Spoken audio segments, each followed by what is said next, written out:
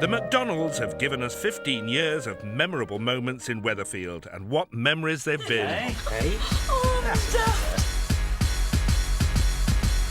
Now silence in the studio, we're going on air. Millions of us have tuned in over the years to share the ups and downs of Jim, Liz and the twins. And living on Coronation Street means there are more downs than ups. It's your baby. What? So it's no surprise that the snapshots that make up the McDonald family album are a bit out of the ordinary. Jim with all of Steve's girlfriends. Steve marrying Karen, then divorcing Karen, then marrying Karen again. Liz with everybody else's husband. Usual sort of McDonald's stuff. The McDonalds have brought us 37 punch-ups, 10 affairs, 122 domestics, and one seriously disturbed family. I always used to say you would never want to live next door to the McDonald's. But when you're cast as a new soap family, you don't get much say in who you're living with. Anyway, look, my name's McDonald. They said, "This is Charlie. Here you are husband and wife. You're working together." I'm Liz. Hello, it's nice to meet you. Have you got any family? Twins, 2 boys. But they did get to choose their children. Why don't you see for yourself? I was 14 and they came into school. Me and Sam were actually at the same school when we were very young. They just said that there's someone here from Granada looking for a couple of lads to play the parts of Steve and Andy McDonald. Mum, why did we have to have the back bedroom? It was actually quite fun auditioning the boys, you know. Miles bigger. I remember Simon being quite shy. I was very shy, actually, yeah. I still am a little bit. And I remember Nick being a cocky wee bugger.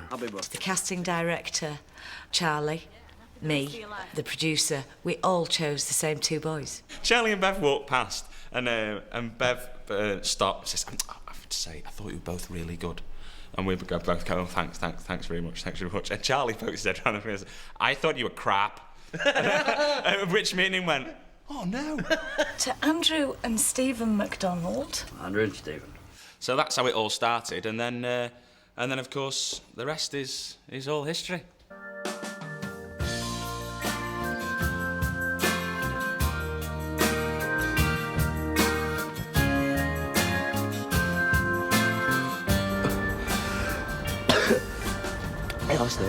No. We were 16 on the biggest show in the country, just having a ball. Hey, you two! And I think we just had a bit of a spark between each other. They were the 2 kind of heartthrobs. My aunties always used to say, "You fancy them boys, don't you? You do, don't you? You fancy Steve, one with the blue eyes?" And I'd be like, "No." "Oh, yes, I do, actually." Actually, I fancy myself. I don't tell Simon that, oh no, obviously. Silence in the studio, we're going on air. They used to literally look like Bros. It was wardrobe department who tried to make us like Bros. It was, yeah. Yeah. Actually, do you remember Would you when we wear did that? this? Put that on, we'll like it.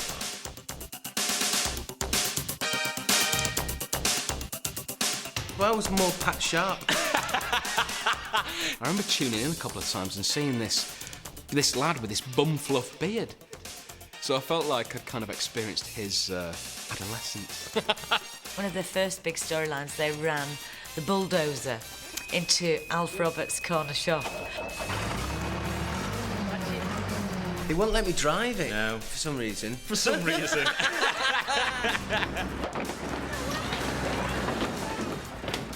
We got to trash a bedroom with them, and the first sort of McDonald twins fight was great fun, I have to say. The guy said, right, you got a camera each, there's 2 covering the entire set, just fight and trash the place. Well, at 16, that's just like a red rag, isn't it? I actually punched you, didn't I? Yeah. You did it, me, I remember that now. Yeah. Sorry about that. No, it's all right, it's okay. What the hell's going on? Bad boys maybe, but when you look at their role model, hardly surprising. Life with a McDonald is never dull. You're not giving anybody anything. He is really emotional and fiery and passionate. This will do the trick, Gary. Don't you worry your head.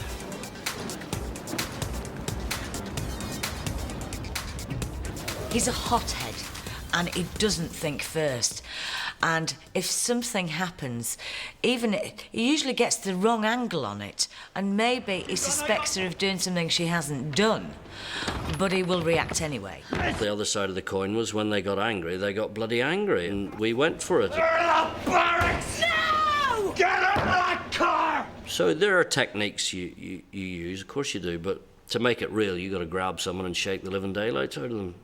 You know what I think? I think I'm just a long string of men. I think Liz would be really scared of Jim. I do think that. As Beverly, Charlie does not scare me at all. All right. You, me! No, I think maybe I scare him more. I do. Well, I hope you're both rotting hell. Right. Jim and Liz, they were a really feisty couple and always shouting and screaming and always kind of just getting up to kind of no good or things going wrong for them. And you kind of go, how do these two people manage to stay in a relationship? Right. Well, I shall have my wicked way with you when we return. There are very many relationships which are very stormy and very, up and down and all the rest of it. The one thing that keeps them together is what goes on in the bedroom.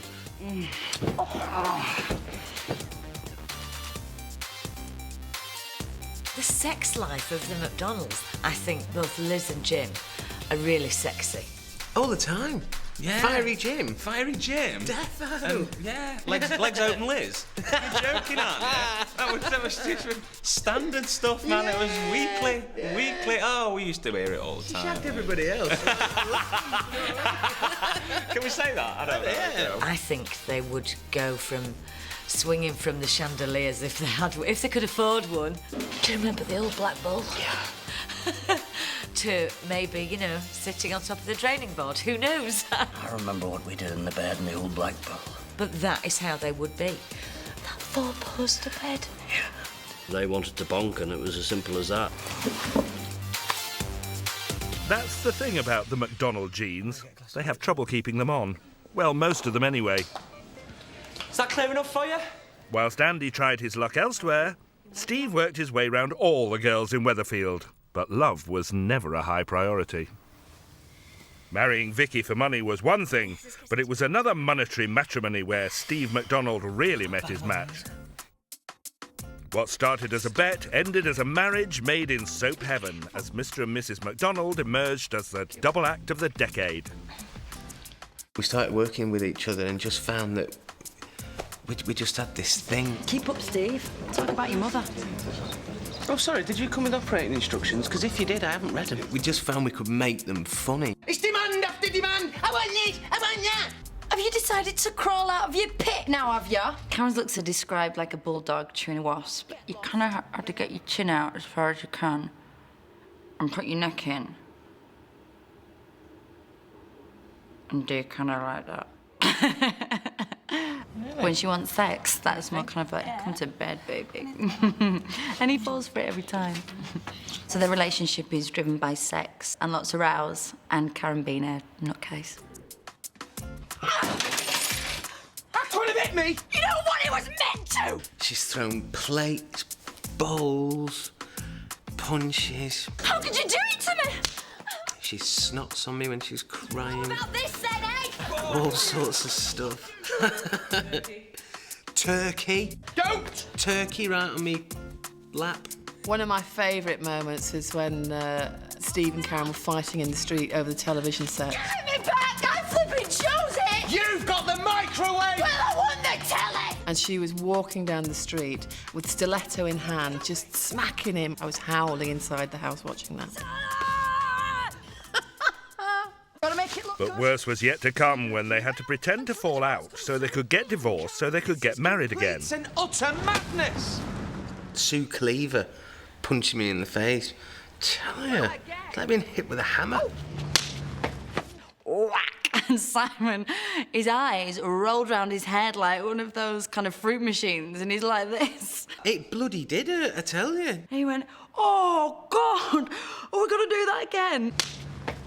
And luckily, we only had to do it twice, because otherwise I think he would have been down the medical centre. The McDonald's clans stay together, but that was before Hurricane Tracy arrived, who soon proves she's a bit of a bombshell in more ways than one. It's your baby. What? The baby's yours. The storyline with Steve and Karen and Tracy, people really enjoyed it. It was great to be part of it. What parts of I love Karen, I do not love you, do you not understand? Oh, don't, Steve. But Steve should have known, hell hath no fury like a woman scorned, especially when you're planning the wedding of the century. It's, Karen McDonald here. There's been a bit of a problem and, well, the wedding isn't going to be going ahead anymore. Well, he's run off with another woman.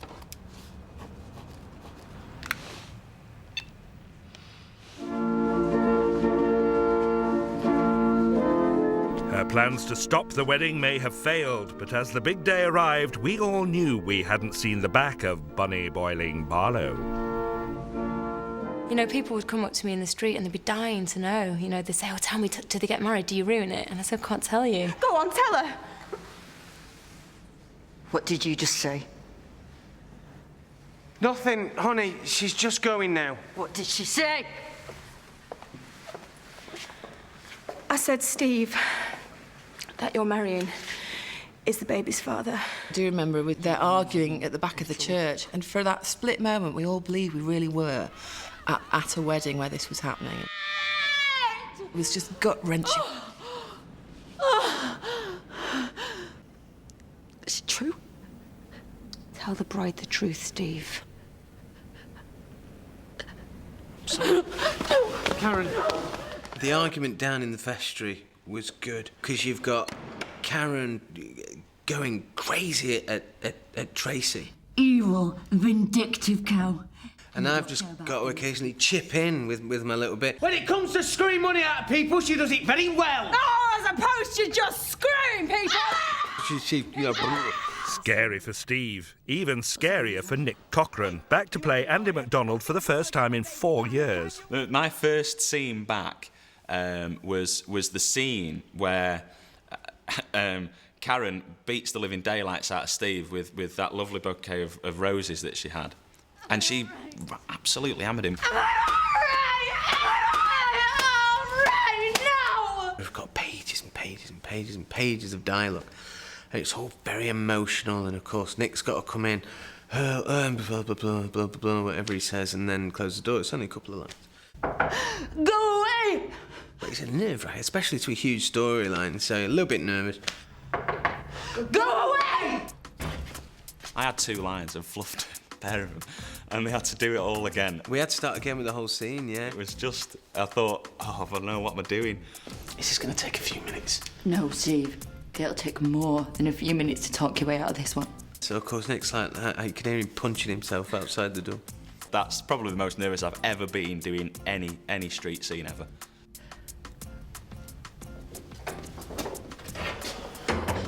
In the end, they kissed and made up. But whenever you get a McDonald at a wedding, you can be sure there'll be obstacles along the way. But in 1997, it wasn't Steve causing the commotion, it was his dad, Jim. 20 million people tuned in to watch the unlikely affair between Jim McDonald and his own son's ex-fiancée, Fiona Middleton. No, Fiona. Don't make a fool of yourself. Fiona was Jim's son's girlfriend. And, you know, suddenly you're stepping over the line a bit. You are. Fiona, I love you. We were quite horrified by that. And Charlie was saying, oh, I don't like the sound of this, you know. And I was well aware of the fact that A, I wasn't Brad Pitt, and B, I wasn't as young as Angie's character. You've got to go for it. If you're given something, you've got to go for it. We went for it. It was a marvellous experience. Thank you so much, Angela. It was a great storyline because it kind of gave me a chance to shout back at Jim, you know what I mean? Because he's always been shouted at. Do you know, if you were my son, I'd give you such a dig. You do? What? What'd you do, eh? Hit me? Like you did me mother? And then chuck him from a very large height onto a skip.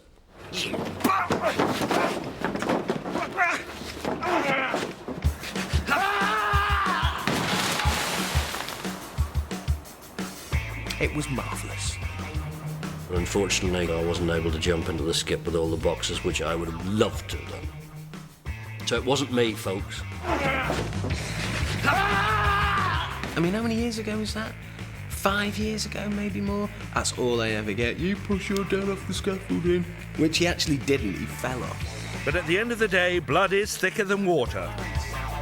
You'd have to be a psychopath to come between the McDonalds. Step forward, Weatherfield's resident gangster, Jez Quigley. Stephen James McDonald, come on down! Right, Jez.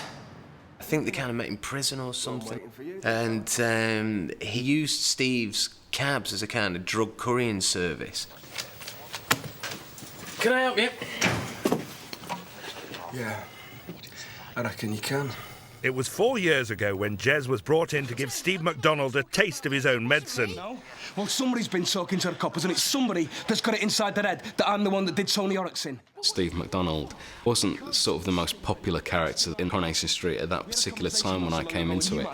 If we walked through Manchester, I'd always get people patting me on the back, saying it's about time, not McDonald.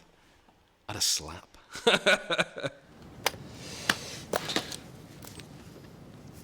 All right, Jez. Hello, Tiger. But he kind of gained the public sympathy through the sort of Jez Quigley character almost, and that's when I think they started to absolutely love Steve McDonald. There's something that I really need to ask you. What? You grassed me up last week. I want to know why. Jez takes his revenge on Steve, but the McDonald clan look after their own. Cue Jim to the rescue. Come on! Don't you die on me, Stephen. You hear me? You're not gonna die. It was only a matter of time before they brought in Jim McDonald to kind of try and, you know, sort it out. Did Quigley have anything to do with this? Shh. All right, Doc. Don't you worry your head now, son. I'll take care of everything. Jim would never take any prisoners if somebody was going to try and hurt Steve. You know what you are? You're a playground bully. You wouldn't have a rumble with anybody unless you had your mates with them. And not the truth, eh? Sticks and stones, Mr. McDonald. Now your time's up. Get out of my... Make me get out of your flat! Come on! He phoned me up, Charlie, the night before and said, look, they're going to get in this stunt coordinator and, you know, let's just sort of do it. So I said, well, yeah, all right, let's just do it. Come on, then! All right, come on, then, Well, keep on talking, then! Come on! And it worked out well, and we both thoroughly enjoyed knocking the crap out of each other. Except he came off worse. And I couldn't do anything back because it wasn't in the script. So he just used me like a rag doll, punched me around the room. I could take him in real life, though. No, don't put that out, because he'll kill me if he ever sees me. But Jim did kill Jez, and when he was sent down for manslaughter, it was the end of the road for Mr. McDonald. Wish I hadn't. Or was it? 3 years later, Big Mac was back. Who's this? Karen, this is my dad. But you're in prison. He's escaped.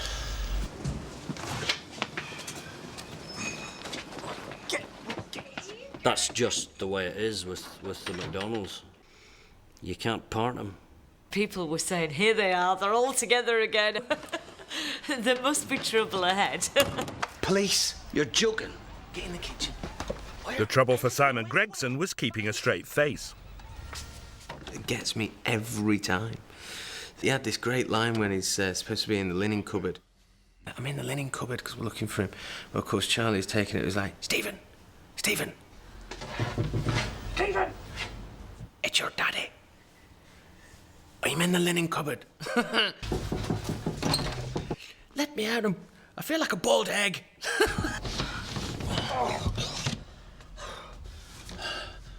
All clear. And Simon wasn't the only one stifling sniggers when the McDonalds were back in town. Lizzie's outfits were a great source of amusement, I have to say. All the cast go, oh, what's she got on today then? It's just like, oh my God. Simon started calling her nappy knockers. Oh. Short skirts, Pauline Calf. Liz and her lycra are back to Give me stay. a room upstairs, so you're going to be seeing lots of me. But clearly this street ain't big enough for two McDonald women. And I am I'm Steve's wife, only that just doesn't seem to bother you. In May, Saran Jones announced that she was moving on and out of Coronation Street. Liz might well beat the living daylights out of Karen before she goes. But from Beverly's point of view, I so don't want her to go. Karen! It's just very sad, and hopefully the audience will feel that as well, because I think that they've grown to love them enough as a couple, but they'll really kind of feel it. I know I am doing as I'm filming it. Karen! My crime reckons I should report your Rottweiler to the police. They might make you have a put down. It's just hell for Karen. So I don't see how she could stay around happily. Not while Tracy Barlow's there. Well, I'll give you one on the other side to match. No, you won't. Come on. I think there might be a future for Steve and Tracy. I don't know. We'll have to wait and see, I suppose. So what does the future hold? Jim's back behind bars. Liz is back behind the Rovers bar.